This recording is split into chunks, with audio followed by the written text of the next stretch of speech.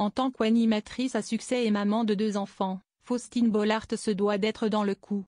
Pour ce faire, l'animatrice star de France Télévisions s'est lancée dans un projet qu'elle a rapidement regretté. Explication.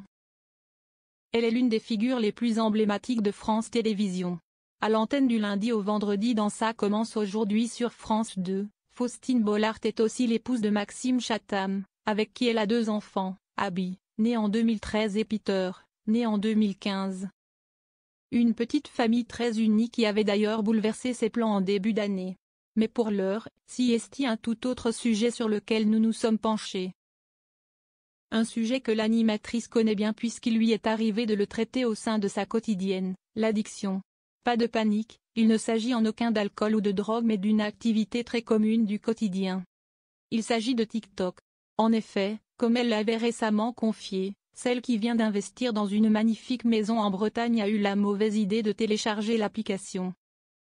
J'ai voulu voir à quoi ça ressemblait, parce que je me suis dit qu'il y a un monde parallèle que je connais pas. Je me suis créé un compte avant les vacances, il y a quelques mois. Affirmait-elle alors à propos de cette idée qu'elle a rapidement regrettée. Le premier soir, j'y suis allée à 22 h et je ne me suis absolument pas rendu compte que j'y suis restée jusqu'à 2 h du matin. Je voulais absolument voir la vidéo d'après.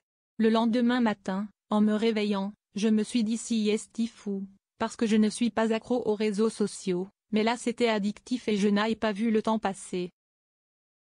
Immédiatement consciente de la perte de temps causée par ce qu'on appelle plus communément le fait de scroller sur TikTok, Faustine a souhaité réagir de la manière la plus saine possible. J'ai supprimé l'application en me disant si est dangereux pour ma vie réelle, en fait. Si est tellement chronophage.